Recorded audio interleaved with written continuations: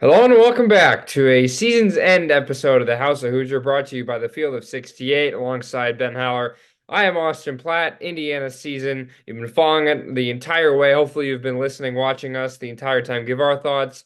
It is over after a loss, a big loss to Nebraska in the Big Ten tournament. The Hoosier season comes to an end. No postseason at all for Indiana. They will focus on the offseason, which they will have plenty of work to do.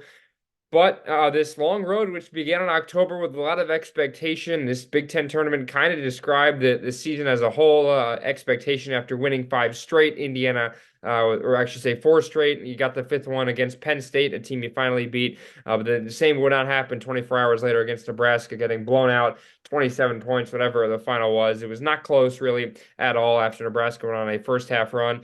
And that was it. So the Indiana season ends. We'll talk about the Big Ten tournament, Indiana's decision not to take an NIT bid. We'll go through some kind of end of season, kind of throw out some superlatives. We did midseason awards or midseason rankings. We'll stamp our grades for the players as well. See how much we changed from whatever we did that episode, probably back in January before the Big Ten season started. I have no idea what we said for any of those, to be honest. So be interesting to look back. But Ben, how you doing? Now that spring break is over, it is cold on this day, but hey, March Madness is still the best time of the year, even though IU isn't playing. Yeah, well, first of all, the weather wasn't as great as it was a couple of weeks ago, which that's just what you're going to get in Indiana. No, but yeah, overall, the ending to this Indiana season, I think, was a little poetic in a way. Just the amount that they lost by, and really a big reason that their resume it looks worse than it might look on paper is just margin of victory has just hurt Indiana so much. So many blowout losses and not being able to get blowout wins against really bad teams. I just think is I'm not saying if they did those things, would they be in the tournament now? But I think if you have those things, you're a lot closer. You're looking at a first four in around that area. When you look at the resume that Michigan State had, which wasn't crazy when you just look at wins and losses different from Indiana, but they took care of the really bad teams and they didn't get blown out. And I think that's one of the biggest things. Overall, though, I try to take positives away from the end of the season and how I definitely saw improvement, especially from guys coming back. I really like the Trey Galloway, Gabe Cupps, and Malik Renew played well together. Um, we know those three guys. I don't know for sure, but those are three guys that we're very, very confident will be back next year. Mackenzie Mbago, too, probably should be back. That's not as certain. Khalil Ware probably in the draft, but just a lot of those guys' personal development, improving in the last five or so games is just a positive I'm going to try to take away. We can stay positive as much as we want to on the show, but at times it's not easy kind of combing through this Indiana season. They finished 19 and 14 overall. Obviously, the awards came out. Mackenzie Mbako, co-freshman of the year. Khalil Ware, maybe a snub from that All Big Ten first team list, but he was on there. Honorable mentions. I think Malik Renew got one for the great season he had. So things to build on, but you kind of look in the end, and Indiana finishes in the net ranking at 98th.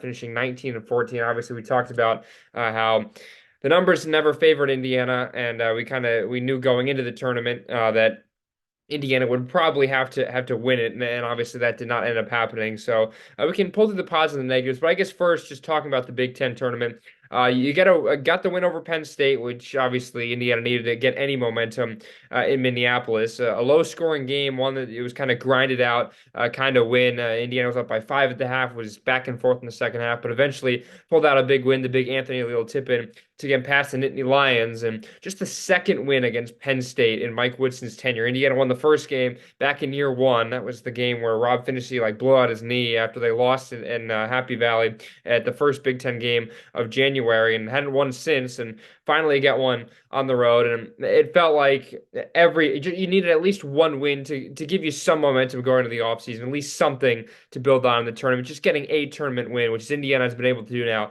all 3 years of Woodson's tenure. Yeah, I think that game, when you just look at that in a vacuum, I think it's more about less about winning the game and more about not losing the game, if that makes any sense, and falling three games to Penn State. I think you're in a really bad spot after that. You showed you're not one of the worst teams in the Big Ten, I think, by winning that game. Even with the sixth seed, it was just so much jumbled in the middle that if you lose to Penn State for a third time, you could make an argument that they probably would enter the Big Ten power rankings a little lower. Not that that has that much weight, but it just adds some confidence heading into next season. It's going to be an interesting offseason. Got to add shooters. It's just the number one thing, and they were able to the fact that they were able to rattle off some of these wins without making more than two or three threes in a game is impressive in and of itself, but it's not sustainable at all. In that game, Gabe Cupps hit two of the three threes that Indiana made, which I would not have had on my bingo card come the Big Ten tournament time. But the Hoosiers made their free throws, did enough down the stretch to gather that win. And let's be honest, Penn State did not shoot the ball very well in that first half, and Indiana should have been up by a lot more than five. And I think it's obviously a different story if Penn State doesn't have to play a game the night before. They pulled away from Michigan, as you would expect. Obviously, now Michigan without a head coach firing Juwan Howard. So Indiana got past Penn State, and as you said, poetic is kind of the perfect way to put it. The right way for Indiana's season to end was in blowout fashion, a game where Indiana kind of right there with Nebraska for the first 10 minutes of that game, and then just got completely dominated. An 11-0 run, I think it was, whatever that margin was in the first half, gave them a big halftime lead, and then you basically turn on the TV again for the second half, and then Indiana's down by 20, 25 points.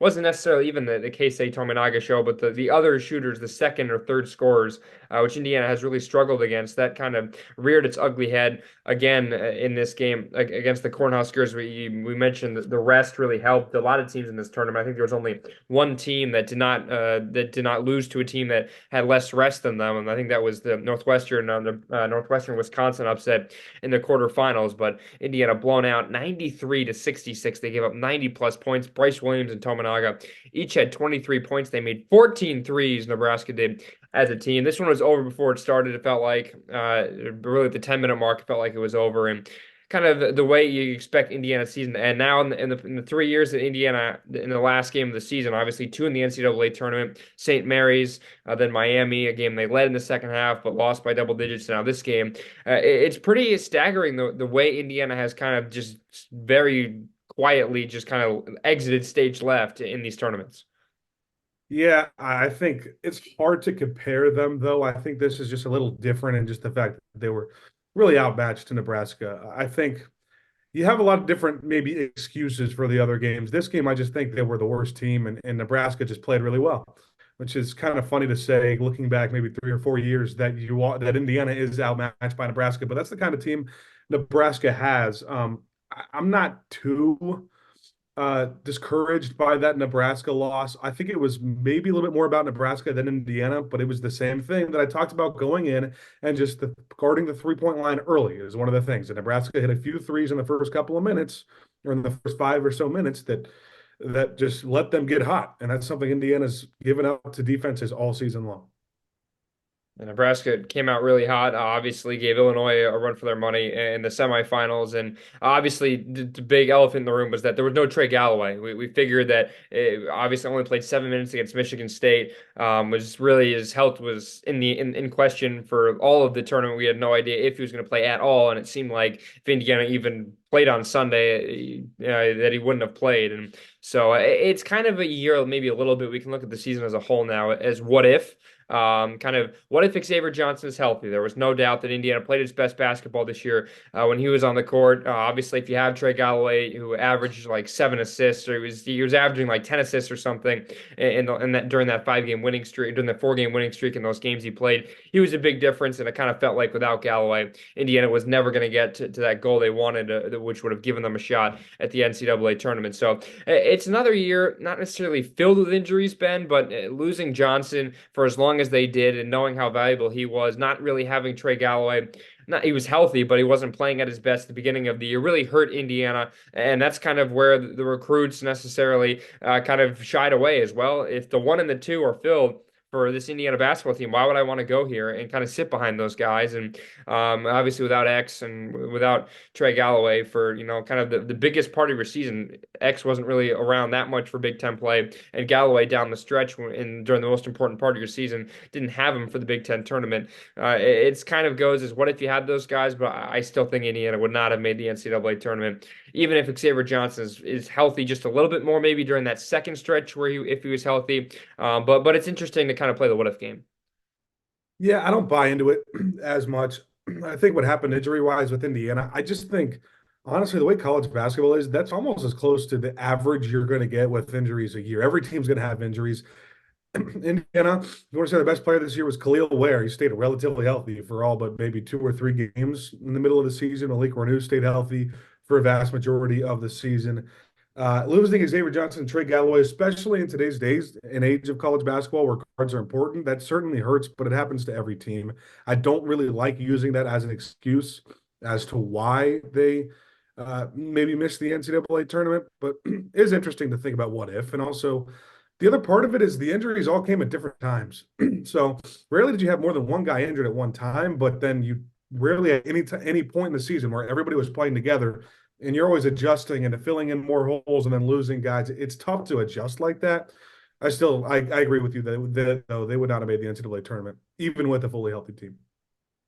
Now we can look at kind of Indiana's full resume. So I'm looking here at the net rankings. Indiana finished 98th, 19 and 14, 3 and 9 in quad one games, 6 and 4 quad two, 4 and 1 quad three. Those games against Minnesota and Maryland, which were on the cusp of quad one wins, those road wins at the end of the year, both dropped down to quad two, and that's where we'll end up. Obviously, neither Maryland nor Minnesota made the Big Ten tourney, but Michigan State obviously did, maybe to some people's surprise. But I guess to start in regards to the tournaments, Indiana, we watched the NIT bracketology together like true sickos on Sunday night, and I was just waiting, for the graphic of teams that declined the bid. Obviously, Big East schools that maybe thought they should have been in did not. St. John's and Seton Hall, to name a few, they're both in the NIT. And then that graphic comes up, and there you go. Or rather, Seton Hall isn't it? St. John's is not. Regardless, the bottom of that list, Indiana at net 98, declining a bid. And we listened to Tom Crean really kind of speak his mind about his opinion on teams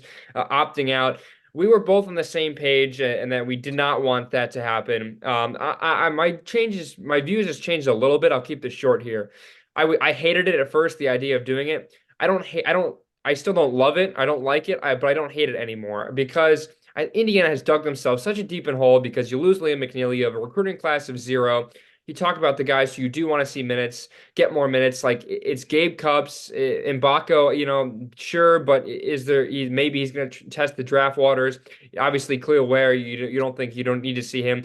For me, it would be basically just Renew and Cupps as two guys who I know are playing on this team next year who I'd want to see minutes. And at that point, it's like, are enough guys going to opt out to where you're really not going to feel the team? And sure, you could put CJ Gunn and Caleb Banks out there, but I certainly think those guys aren't going to be Hoosiers next year, even though CJ Gunn couldn't miss, it felt like, against Nebraska in garbage time. But for me, I still don't love it, but Indiana's dug themselves too much of a hole to where I don't mind it. Still not a huge fan, but I guess I'm not as one-sided as Tom Crean was, that's for sure. Yeah, I'm not losing sleep over the decision, but in my personal opinion, getting your young guys as much experience in the college level as possible, I think, is invaluable. I think they can give you such a leg up going into next year. We've seen what good runs in the NIT can do for teams heading into the next season. We saw it with Texas A&M a couple of years ago. We saw, I think it was Baylor. It was one of the Big 12 Texas teams like 6 or 7 years ago where they won the NIT and then they came back and it made the Elite Eight the next season. It's one of those things where I get it. There are a couple of role players that aren't coming back, and you don't really know how interested they're going to be, but then it's next man up. And even if it's a few of the players that you think might leave Indiana, who knows how much that NIT play can change things. I just think it's important to get guys like Gabe Cupps some more minutes, Mackenzie Mbako, Malik Renew to really shine too in a tournament like that. But like I said, I'm not going to lose sleep over it. It's not an end all be all. And, I think the easiest example is Wisconsin. I think they went all the way to the championship last year Yes. of the NIT. And now look where they are, had a great start to the year, really hit a rough patch, but kind of put things together. They put the pieces back together, obviously beat Purdue in that crazy semifinal game and played well enough against Illinois. Obviously, they're drawing a 5 seed, so we'll see how the Badgers do. Obviously, it's 6 Big Ten teams that are in the tournament, so we'll see if they can do any better. Now let's really kind of look at big picture for Indiana. I guess let's start with some awards or some, I guess, most valuable, most improved. I guess let's start with MVP, most valuable player for Indiana. Ben, I'll let you go first here. I think when you look at both sides of the basketball, I mean, it just might be a basic, easy answer, but I think it's Khalil Ware. I think you saw in the couple of games that he went down with an injury too. I think it was a nice battle in the post between him and Malik Renew for a while, who was going to win that superlative. But overall, I just think what Khalil Ware did on both sides of the ball and being able to rebound as well as he did, it shows what Mike Woodson can do. the guard play under Woodson hasn't been spectacular. If you take out Jalen Hood-Schifino his freshman season, but I think you look at the bigs that he's developed, and that's one of the things that's been great under Mike Woodson in the first 3 years. So Khalil Ware wins the award for me. Yeah, this one's easy. I think this has been pretty easy the last few years. And it's where it's without a doubt. The biggest question coming in was, how determined would he be? Kind of what would his motor is, what everyone says. How would that be? It was pretty good this year, and he was at times he wasn't 100% healthy. Obviously he had that weird COVID like sickness thing that kept him out a few games. I think was it the Iowa game that we were at together when he kind of his knee practically like twitched on the court, or there was that scare. It was the same game that Xavier Johnson went down. So there was that kind of. It was that whole little bit of a scare, but he played pretty well. He was tired, you could tell in the second half of the year, even in some games. That Kansas game really tired him out trying to guard Hunter Dickinson. But overall, the improvement for him from overall, year two to year one to year two, Oregon now at Indiana, really impressive, and it really shows that Mike Woodson can build the bigs at the highest of levels in the college game. So for as much crap as he's gotten this year, obviously having that and having the two big lineup when it works, it's pretty good, especially on the defensive end of the floor. So you can hate him, but sometimes you can't hate the philosophy. But philosophy only works with those shooters, and that was what was lacking. I guess next, most improved player. I don't know. Khalil Ware could kind of still be the answer here. Yeah, it's tough. I think once again, it's a battle between Khalil Ware and Malik Renew. I think you look at the improvement that Malik Renew is just easier to kind of gauge for Indiana fans just because they watched him last year.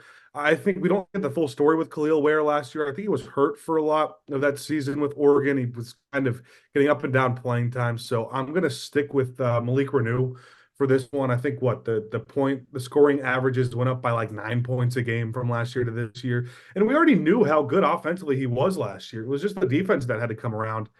I still think there's work to do there, but I think both of the offense and the defense improving by a little bit just combines to make it really impressive what he did this year.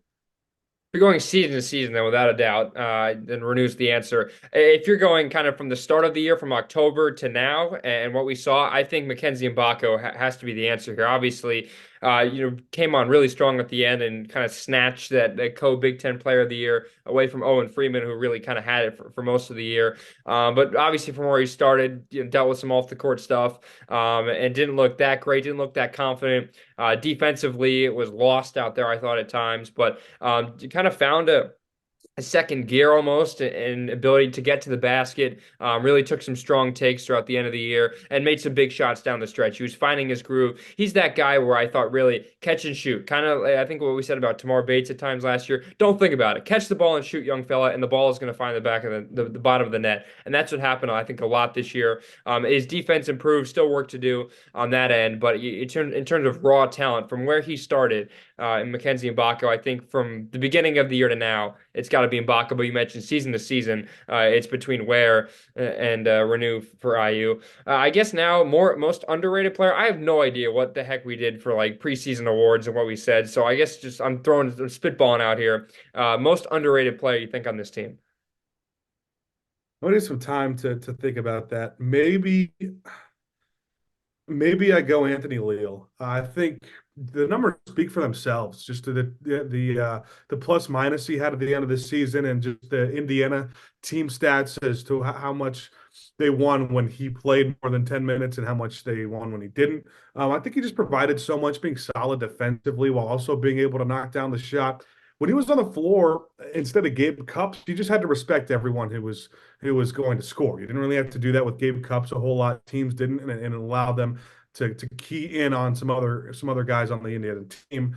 So I think Anthony Leal doesn't get as much credit, and I know he didn't have as many minutes this year, but I think that's part of it. I think he should have had more minutes, and I think Woodson figured it out.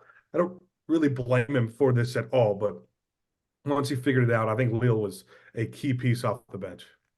Woodson said at the beginning of the year that Leo was going to have to play some big minutes, and I don't think he really knew how big Anthony was going to be to this team. But there were like 3 or 4 games where if Anthony Leal is not there, Indiana does not win. And you could say the Penn State game, obviously, in the Big Ten tournament with that game winner, but the Iowa game, the one we saw together, that was the breakout game. Obviously, the big shot he hit against Ohio State. Now everyone's saying, which one is the Leal game, or which one is the Leal deal, as they say now over at Mother Bears with the deal he has. But he was really underrated, I thought. Defensively, he was very strong as well. Obviously, he knows the system. There's got to be a shout here for Xavier Johnson, and it's not easy to say someone is underrated when they're hurt all the time at the rate he was. But when he was on the court, especially during that winning streak, Indiana is just such a different basketball team when he is there. He's got that instant scoring. His ability to get to the basket was really unmatched, and I don't think Trey Galloway really had that in his game necessarily this year, just blow by guards. But Xavier Johnson definitely has that. He's got the ability for the steals, and I just think that when he's at his best, obviously Indiana's at its best, but it takes Indiana such a new level. And I think John Rothstein tweeted this, where he's like, if Xavier Johnson is healthy, then Indiana goes in the Big Ten tournament as a serious bubble team. And I don't know how much that is true, but I mean, obviously he was pretty healthy at the beginning of the year. And Indiana didn't play their best. Obviously, that's just the beginning of the year. You didn't really figure out Mbako, where and Renew didn't take the next steps quite yet. But I certainly think that Xavier Johnson deserves a lot of credit here, and even Trey Galloway too. I mean, the assist he had, he could go for most improved as well from where he started, because beginning of the year, oh boy, Indiana fans were getting on him hard. The one we did, I remember. Now you just messaged it to me. Best newcomer. There's plenty to choose from considering Indiana lost 80% of talent from last year. But I'm curious where you go with this, Ben. I just think it's difficult. This award's difficult because the guy who we said for most improved player was the newcomer. So I think it's impossible. It would be kind of hypocritical not to say Khalil Ware for newcomer of the year, but I throw an honorable mention out to Mackenzie Mbako. You mentioned just how much he improved in the middle of the season, and I think that's what to be expected out of the freshmen. Out of everyone, you'd hope on the team improves throughout the year, but the freshmen are going to improve the most. And Mackenzie Mbako finally played like that 5-star that we knew he could be. He had to step into a bigger role than a lot of freshmen do coming in their first season. Had to handle a lot of the scoring, had to be the number one shooter on the team. And I think, struggling with it at first was kind of what just happens with a lot of freshmen. And the fact that he came around and stayed so solid and pretty consistent, honestly, at the end of the year, I definitely want to give him an honorable mention. But I mean, Khalil Ware was just the best player on the floor for Indiana, and he was a newcomer. So it just fits the mold there. Yeah, it fits. There's no doubt about it. It's Khalil Ware. We've said it. Offensively, defensively, he did everything for Indiana. Even at times when he was tired and you could tell he needed some rest, because just the overall, I think that the biggest question can ask ourselves is, what if Indiana wins the non-conference games by 15, 20 points like they're supposed to? And I saw Ant Wright tweeted this, and he said, he obviously tweeted out Indiana's resume and the net, and I think we talked about this in the last episode, kind of going into the Big Ten tournament. But Indiana probably was better off losing one of those games, of those bye games at the beginning of the year, and then winning the other 5 or 6 by 15 to 20 points, instead of winning all of them by like a 1 to 10 point margin. Because obviously, you beat Morehead State by 1, and there were a lot of other teams. Army was a single digit win. Florida Gulf Coast was a single digit win. You can go on and on, but I think the biggest what if is, what if Indiana wins those games? And what if you're allowed to give some of those starters some rest? I mean, what if Clearware doesn't have to play 35 minutes in those games? What if you can give Trey Galloway a few minutes off? I think that's the biggest what if is, what if, the team puts it, has a little bit more to them at the beginning of the season, then kind of what are the effects of that? What's the trickle down? So I think that's the biggest question, but it has to be Clearware. And I think he was tired because of how many minutes he had to play at the beginning of the year, trying to loop back when I was going a little bit of a tangent there. But I think he has to be the biggest newcomer of the year. Any other awards? We did kind of offensive, defensive player of the year in the preseason. I don't know where we're going to go from here, or do we just kind of close it out there, Ben? Yeah, I think we said something about defensive player of the year, but I do actually have a comment though I wanted to bring up about what we talked about. We talked about it this episode. You said it. We talked about it last episode, the Ant Wright tweet. I do believe it's true, and I think it speaks to how flawed the system is. And I understand that the net, once again, the committee keeps wanting to stress They don't actually use the net as arguments for or against teams. They just use it as a sorting tool to see what kind of teams that possible tournament teams have beaten. But I think it shows how flawed the net is. I mean, I don't think there's anybody in the country who has played a competitive sport of any kind who would say they'd rather win 5 out of the 6 bye games against bad teams, 5 of them being blowouts and 1 loss, than win all 6 by close games. I mean, that's just not how sports work. I saw a lot of coaches talk about it. It's just a lot of weird things happen at the end of the season or at the end of games. It's a gentleman's agreement. I think it was Kim English, the Providence coach, who went on a rant talking about this. It's a gentleman's agreement to take out some of your better players at the end of games when you're blowing out teams. That affects margin of victory. There's things at the end of games where teams foul, and that can make games either a lot closer or a lot wider of a margin than what is actually happening in game. I think the margin of victory, how much stress is put on it in the net, is so stupid. And I think the fact that that's what they use, even as a sorting tool, is really, really disappointing from the committee. There's the Ben rant we've been waiting for all year. It took you to the end of the season, but you finally did it. There we go.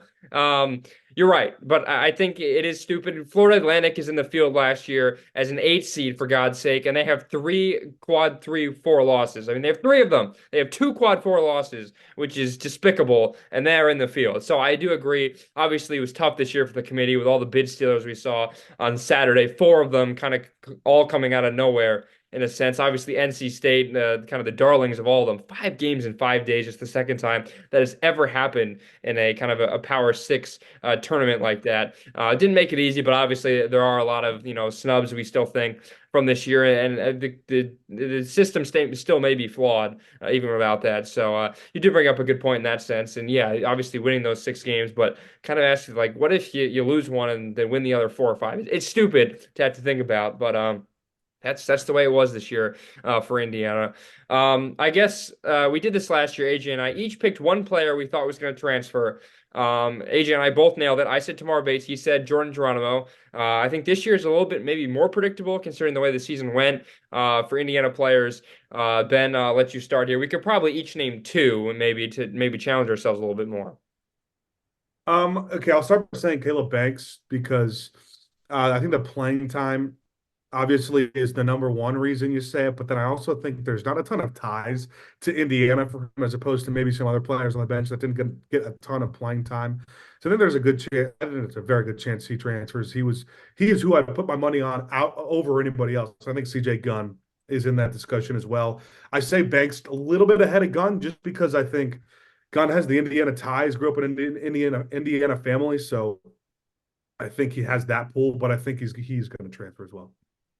Yeah, those are probably 2 of the easiest ones to name there. I think the other is Peyton Sparks. I think you talk about playing time and what he did kind of at the mid-major level last year was very impressive, and that just didn't translate. I think the hand-eye coordination isn't quite there. Doesn't quite have the moves around the basket.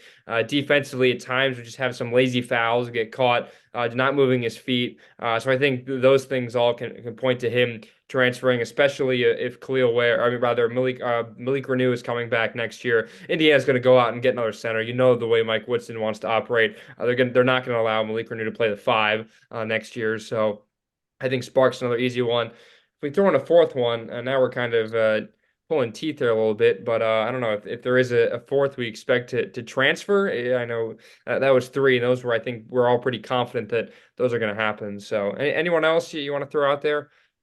Yeah, if we had to say a 4th, I'd say let's just say Khalil Ware transfers to the NBA draft process.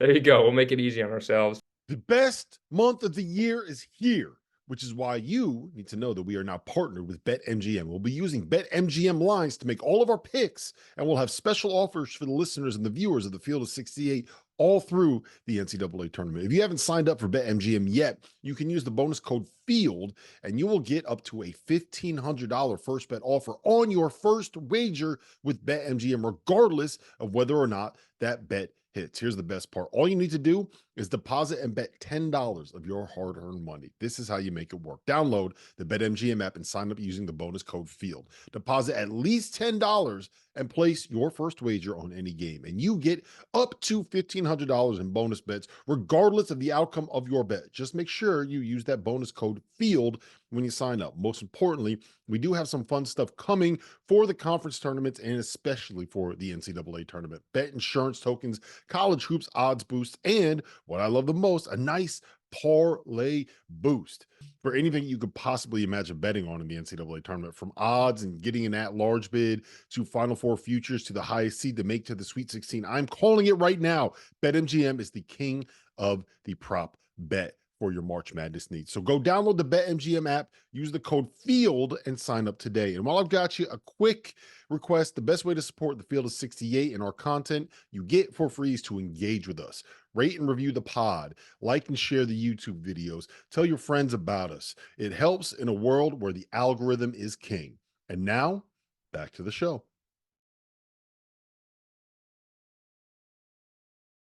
I guess you want to do grades for the players at the end of the year? We Yeah. did it in the middle of the year. I mean, we've mentioned a lot of them, but I think I'll start. Cleo Ware gets an A. I think there was that stretch where he was very tired and didn't play at his best, but other than that, he was everything Indiana needed and could have asked for and more. And what he did this year, just where he was from Oregon, and everyone had him so high on draft boards. He dropped, and he got basically right back to where he belongs. Kind of end of the first round. It's kind of where you want to be, and obviously this is a draft that I think lacks the big man. I think that really favors him.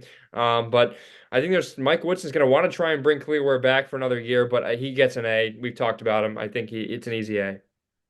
Yeah, A for me. I don't think anyone, just because of the maybe some lack of consistency at the top, I don't think anyone gets an A plus on this Indiana team. And I think sometimes that's what this team was lacking, was just that guy and a star. So I think, where's the closest thing at an A? And then I probably go Renew at an A minus. Yeah, I agree. I'll go B plus for Renew. I just think there are times the turnovers, they're just lazy. The fouls, just he had that like three straight games where he fouled out. We knew the defensive issues were there from year one to year two, and I think there were some calls that went against his way. It's going to happen with officiating. The new rule, obviously difficult to completely kind of figure out. Obviously, the charge block rule in just 1 year, but I just think the turnovers he had, just some of the silly things that he did, kind of I think prevents him from getting an A. And maybe it was just being in the shadow of Malik of Cleo Ware the entire year, but just the foul is the biggest concern for me going from year one to year two. If that kind of dropped a little bit, then he's definitely in that A conversation. But I'll drop him just down to B plus. Turnovers and fouls, just the two things you just cannot have. But everyone, free throw shooting wasn't great for Indiana all year, so you could argue that's another reason. So I'll say B plus. I guess if we're going in the starting five for the next one, then is Mackenzie and Baco. I think this is tough because I think, we've had this conversation. For me, when I do these grades, I just think C. I think a lot of it's about expectations, and a C is basically you played to your expectations. That's why Mackenzie Mbaka, I'll go a B, B minus maybe. He didn't do anything spectacular in my opinion, but as a freshman, what he did was really good. He got Big Ten Freshman of the Year, obviously shared that with Owen Freeman. And just the improvement throughout the year raised him a little bit. I think we talked about in January that the grade for him was maybe a C, and he improved and he went up a whole letter grade. He wasn't a huge game changer. He moved the needle a little bit, but he wasn't like a star player. So it's hard to give him anything above a B or B minus. But I'll give him a solid B. That's fair. You're starting to say C. I'm like, there's no way you're giving him C, but No. it's good reasoning. B is there. Expectations were too lofty at the beginning of the year. We always say this. It's not a computer rating these guys. It's a human. And coming to Indiana is not easy from out of state, like the way he did and the way he started his season, both on and off the court. So the way he improved, it kind of has it at a B. I mean, the fact that he's even in like NBA draft conversations is kind of crazy. I don't think he's that good quite yet, but we know the NBA draft is all about potential, and we know that he certainly has that. So he's most improved. So he probably started this year at a C or D, and worked his way up to a B. So I think that's fair. Now it leaves it to the three guards, I guess, that were mainly used. I guess we'll start with Gabe Cupps. We'll start with the youngest one. I'll go here first. It's difficult. It really is. I just think confidence wasn't quite there for him. He was thrown in, obviously, completely thrown into the deep end and say, "Hey, let's see how much you can swim here, pal."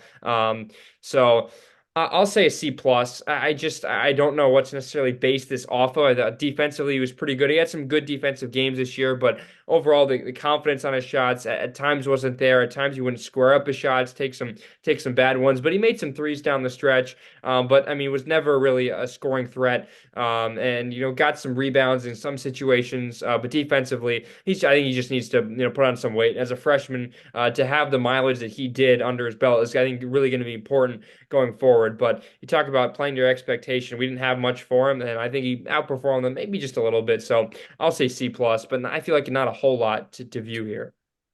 I go a little bit the opposite direction. I really agree, though, that this is difficult because expectations were there a little bit for Gabe Cups. I mean, not as much as Mackenzie Ibaka, obviously, maybe not even as much as Ja'Kai Newton. But I think a lot of people expected Gabe Cupps. He was very good in high school to have a little bit of an impact, and he did. He had an impact, but I think he just hurt the offense so much by not being able a threat to score at all from really anywhere on the court. You didn't have to pay too much attention to him. Wasn't a bad point guard by any means, but I just think in today's day and age of college basketball, when you only have four threats to score, that really hurts you. Also C minus because just there wasn't huge expectations, but I think they were there a little bit. And I don't think he quite lived up. He hurt the offense a little bit, so I go C minus there. You mentioned Ja'Kai Newton. I want to quickly kind of circle back to what we said about the NIT. I mean, we've seen Ja'Kai Newton in some of the photos. Like, obviously, was I think going through warmups the game against Michigan State was kind of seems like he's basically ready to go. Obviously, he had the operation I believe in August, so that's a full 6 months, 7 months now to get ready. So if Indiana were to accept an NIT, let me see Ja'Kai Newton. If he's not 100%, but fine. But I mean, if he's 90 to 95%, let me see him for a few minutes. So just quickly kind of finishing that. I guess let's finish off with the starting five for most of the year. Trey Galloway. This one's tough. At the beginning of the year, probably the midseason grade, we were C minus D plus range for him. He improved a lot down the stretch. I still don't think from where he was last year and the jump he could have made. He made a huge jump from his sophomore year to his junior year, now into his senior year. It wasn't quite there. But in terms of expectations, I'll go C minus here. I'll take what you had with Cups and apply it to Galloway. The shooting just wasn't there this year. From the free throw line, from 3-point range where he was last year, it was Indiana's percentage-wise their best 3-point shooter a year ago, and the numbers were not there for him in this 2023-24 year. The assists really stood out, but defensively at times wasn't there either. Struggled with rebounding, and as a leader on this team, I don't think he necessarily did the job for this team when they were going through those ruts during Big Ten play. So I'll say C minus for Galloway. I'm happy that he's back for a fifth year. Would have been a bad look for him to go somewhere else. But I think he knows he has a little bit more to prove here in Bloomington. But I'll say C minus here. Yeah, I think you touched on pretty much everything that I was going to say about Galloway. There's positives and negatives, right? I mean, the 3-point shooting, that's the biggest problem for Indiana. And he was expected to be maybe the best, most, maybe reliable 3-point shooter on this team. And you look at the starting lineup, but he just didn't have it this year. And that's a big disappointment. Otherwise, I think he provided some things. I think he had a couple of really good offensive games. I think he won Indiana some games, which is maybe what you'd expect out of someone coming into the year who's going to start, was going to be their fourth or fifth scoring option out of the starters. Had to be up to third because Xavier Johnson was hurt for most of the year. But for Galloway, I'm going to stay at a solid C. I just don't think he did anything too great or too terrible to move him off that from expectations. All right, I guess the next guy here is Xavier Johnson. Really tough here to give him a grade. I almost think we just kind of let it pass and say you weren't. Passing grade? Yeah, if it's pass fail, we just kind of give him a pass here. Like we Yeah. say, too many absences to get through the class and be able to take the exam. So I think we'll kind of just pass him. Obviously, this goes without saying. Xavier Johnson, someone who we thank a lot for 3 years at Indiana. Ups and downs. Obviously, he put out an Instagram post lately that kind of talked about. Obviously had a lot to say at senior day. Had a huge family around him.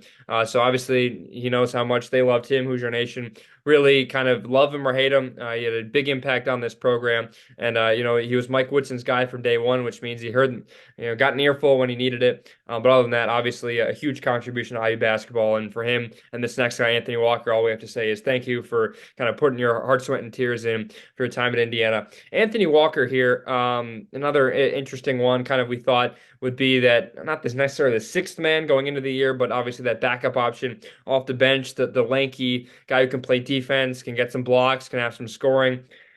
I don't really know necessarily what he provided at times this year. And one star average 14 minutes. Not a ton for Indiana, just 2 points a game. I'll go kind of just a D plus here. I really defensively just wasn't there for him. Rebounding was good. The Morehead State game is the one that stands out. Without him, Indiana loses that game, even though they probably should have lost that game to begin with. But I don't think there was enough here for him to have the impact that we kind of thought of him as a Jordan Geronimo kind of guy, athletic, can get rebounds, can look good defensively, maybe can knock down a few shots. But I just don't think it was necessarily there for him. But it seemed like he was a great leader, and always had a smile on his face, and always tried to bring that intensity and the knowledge he knew from Miami. Obviously, a Final Four team a year ago, so a D plus C minus whatever it is here. Kind of just not a lot I feel like to go off of. Actually, for the first time, I disagree with this one. I actually go a little positive for Anthony Walker. I say a B minus. I think part of it is my own expectations coming into the year. I don't even know how much I expected him to really play on this Indiana team, just because I expect Caleb Banks to be better and I expected Peyton Sparks to be better. So I didn't know how he would really fit in on this team. And I think he had a couple of games where you mentioned it. Indiana doesn't win if he's not in. I think he does a lot of the things behind the scenes. He rebounds. I thought his defense was good this year. Not great, but I thought it was fine. And I don't think it's something to bring him down. But just because I simply didn't have any expectations on him this year, I think everything he provided was a little bit of a positive. That's why I sit about a B minus. Yeah, I think I do probably a little bit more expectations considering the role Geronimo played and kind of what he had a year ago. I kind of thought Walker would fit into that role a little bit, and kind of serve as a backup for either for Renew if he was in foul trouble or Ware if he was tired. That was kind of the notion going into the year. So obviously, this is all based on our expectations. So I guess next, I'm kind of just going ripping off here based on the minutes. CJ Gunn. This is an interesting one. This is where like, well, he really didn't play in the second half of the year. When he did, he looked good. He hit some, some shots you wouldn't expect him to hit. Really just kind of said, screw it, I'm out here. If Woodson's going to give me some minutes, I'm going to show him what I've got. And obviously, what a career high against Nebraska that he had. Played well against Purdue in that game. They got blown out at Mackey Arena. For me, this is like, I think it's just like he didn't play enough. It's just like a C. I think it's just a C kind of. We didn't see enough from him to where we can actually give him a grade. But defensively, we know it wasn't necessarily there. Confidence is kind of up and down with him. But he's not afraid to step inside the arc for a long two. He's got that nice jumper, made the threes. So I'll just kind of say C here. But I mean, really did not play the minutes. He expected just 13 a game, and down the stretch, they really dwindled. Well, yeah, but I think that he didn't play down the stretch for a reason. I think he had his opportunities early, especially in the non-conference slate. He had a ton of opportunities. He didn't capitalize. He wasn't that shot maker that Indiana needed him to be. And sometimes it takes time for that to come around. But as a sophomore, I just expected more. I'm down to a D. Yeah, I'll stay at a solid D with CJ Gunn. I've been disappointed with him in the first couple of seasons. Last year, okay, yeah, you look at it and you say a lot of talented guards in front of him. But I think this year they needed him and they got nothing out of him. Yeah, it's still kind of like why did he never give CJ Gunn a shot over Gabe Cupps? Because you mentioned having like four scorers on the court, not ideal, and just at least having someone's attentive. Because with CJ Gunn, you're not going to leave him wide open from three. Gabe Cupps, you could play back and say, hey, shoot it, Gabe Cupps, and if you make it, okay, then we'll start to guard you up top. But I just think that's the biggest question I have. One of the questions that I have is kind of where's the CJ Gunn? If this is really his potential, he shot 40% from Big Ten play and beyond during conference games. So it's like in the limited sample that was, where was he? So there's CJ Gunn. We already did Gabe Cupps. Let's do Anthony Leal. Let's do the Leal deal, everyone's favorite. This is someone who we probably would have said, well, he's not going to play that much. We don't have to give him a grade, but here he was. And I think for his expectations and for where he was this year, I'm going to give him a B plus, man. I truly think, and maybe that's just because I don't think anyone in college basketball can truly hate Anthony Leal, the story. Obviously, we saw last year, made national news. He paid off his sister's loans, which was an awesome story. And then obviously this year, played a lot more minutes than we expected. The big shots he had, Iowa, the career day, the shot against Ohio State, the tip in against Penn State to win that game. For me, it's a B plus. Defensively, it was there all along. I thought he deserved more minutes from the jump, and especially compared to someone like Gabe Cupps, I would have rather seen Anthony Leal out there as a senior and someone who's now coming back for a fifth. So I'm in the B plus range for Anthony Leal. He was great for the role he was in as someone who was just kind of in the past years. Let's put him in when we're up by 20 points with 3 minutes left. But now it was like, okay, we need you to play, 15, 20 minutes a game, Anthony. And I thought he did really well in that role. You're muted, Ben. I agree.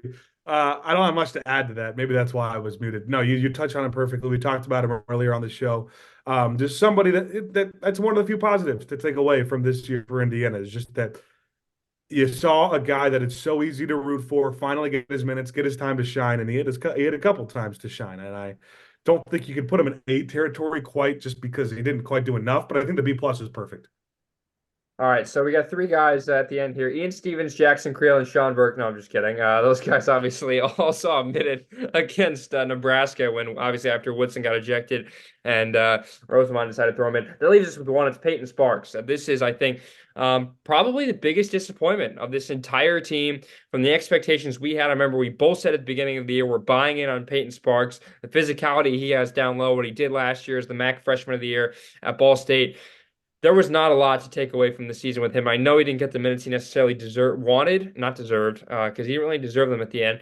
For me, this is like a D. This is like D minus. Like foul, there was foul trouble. He was lazy. He had a couple nice plays. The play I remember most from him was when he ran down the court against Wisconsin in that fast break and like dunked it in that game where Indiana tried to come back at the Kohl Center. But other than that, there's just not a lot we saw from Peyton Sparks that really gave you a lot to really marvel at, considering what he did a year ago. So for me, this is like D. I'll say D just because there wasn't, when there was foul trouble from Malik Reneau, so at times you did need Peyton Sparks, but there's just not a lot here. I think he's the biggest disappointment on this Indiana team.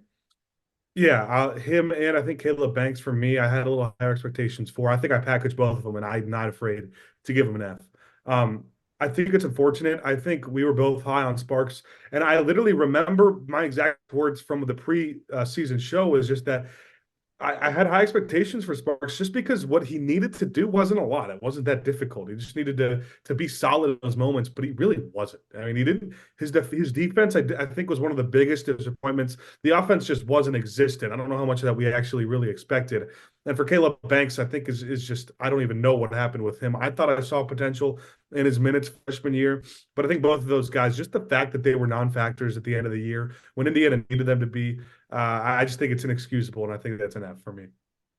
I totally forgot we skipped over Caleb Banks, considering we talked about him a little bit because to transfer, and that's the reason why it's an F. Yeah, I think Caleb Banks, he's probably actually is the biggest disappointment considering the role he played last year is, kind of like he's between a guard and a forward. Like he obviously is not going to, get post down low for his size, and he doesn't have the greatest jumper to kind of stretch it out. So for Banks, it's an F. He barely played this year. I think that was the first time in that game against Nebraska he played in like, felt like 10 games or so. He only played 21 games this year, averaged 11 minutes, just really wasn't there.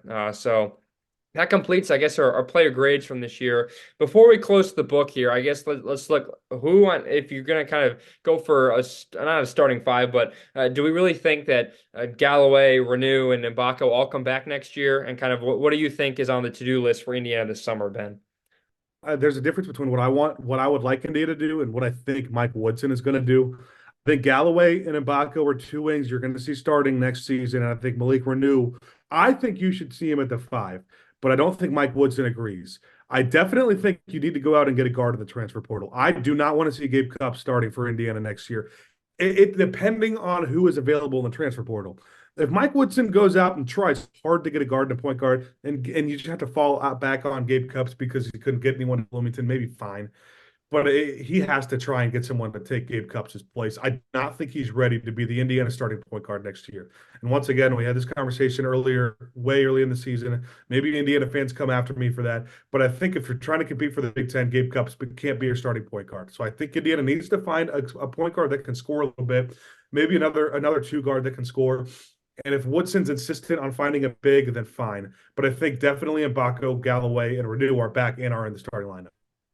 That's certainly a few weeks ago. We thought maybe none of those guys were coming back. Obviously, with the whole Woodson comes back and then McNeely decommits and all kind of that whole crazy stretch where there was a lot of questions on if anyone would come back, not necessarily who would return. But I think, yeah, those three are back. I think there's maybe a little bit more than that. You're going to need, I think, a lot of bench depth. So I think you need two guards, a wing, kind of that 3 and D guy, which everyone has kind of talked about that Indiana has needed, kind of that Miller Kopp guy, and then that maybe one or two centers. So I think there's 5 or 6 guys who could be coming into IU, if not more. I mean, Indiana didn't even fill up all the scholarship spots this past year. Who knows who that extra guy could have been and his value to Indiana? But yeah, I don't think the checklist is not as big as we thought it would be at one point during that losing streak, but. There's still a lot of work to do, and I'm not saying Woodson hasn't given us the confidence. All right, let's give a grade to the coaching staff. I think we forgot a big grade here on the coaching staff. Ben, you want to quickly kind of go after kind of the coaching staff and stamp a grade for them? F. It's a really, really poorly constructed roster. I think at Indiana, there's just not much excuse. Maybe I go D minus just because I do think it's overshadowed how much talent that this team lost, how much scoring this team lost. And I think it can be hard to kind of bounce back off of that, but I don't think Woodson did a good job at all constructing this roster back to from just being able to compete for the Big Ten and getting scores and getting shooters. And he's so persistent on playing two big lineups, and I don't know how many times it has to not work for him to understand. I think that's hard. That's a hard thing to say because it did work with Trace and Race, but I think those are two rare bigs that work together that you're not going to get that very often. And even when it did work, they were a 4 seed that lost in the second round. And they lost a team that lost in the second round that a lot of people think had higher expectations and should have gone further. I just think maybe in-game, in-season coaching wasn't awful. I don't know, but I just doesn't matter when you construct this roster so poorly. Geez, I might be looking for new co-hosts next year. You may be the most wanted man in Bloomington after that. It's tough to, I think, give a coaching staff an F considering what they lost. You lost, what, 4 or 5 starters basically last year, retaining Renew and Galloway as kind of the big two guys. But it wasn't great. The transfer portal, if we kind of go recruiting versus transfer portal, the portal I thought for Indiana was a big failure other than Ware. That kind of saves them. So I think in the coaching staff in that sense, you get a D in recruiting, and I think you get like a D again in in-game management. I just don't think there was enough there. That just the system is okay. It's not 1970. I get it, but the system at its best can work well. Indiana was the best defensive team in the league 2 years ago with a rather similar roster, I think, from what they had this year in terms of their actual potential. And they made it work on the defensive side of the ball. This year, it just did not work. So the system, I don't think you could hate on it as much as the fact that they just didn't change anything. Like at least like try someone new in that shooting position. If it's an inside out, you got to have the shooters to actually make that work. And they don't have that. And they didn't change anything. They just kept Gabe Cupps out there for as long as he could. So sure, I'll give the coaching staff a D. Which kind of I'm worried about this summer. Like, what is Indiana actually going to do in the portal to where if people are laughing hysterically at this program, behind the scenes, and the whole Dalton Connect stories are coming out that whatever it is, Woodson didn't know his name or whatever player it is that Woodson dropped the ball on recruiting.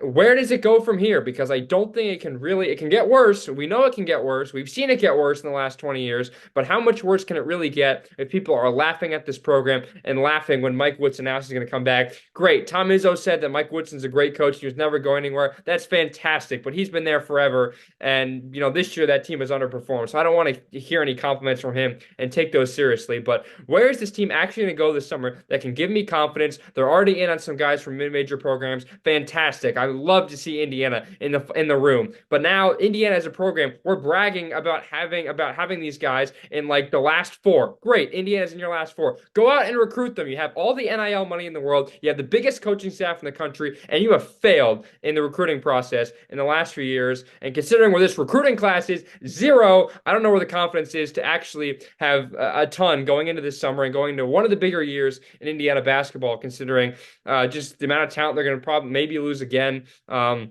Obviously, a lot can change. If Mike Woodson convinces Clear Ware to come back for another year, then hallelujah. Then maybe I'll be in on this team for another year. But you still need a lot, and this coaching staff has just not showed me enough in the past few years, recruiting and in game, that there is kind of higher of a ceiling than what we saw last year, in my opinion. That was a rant. I'm sorry, I got it all out there.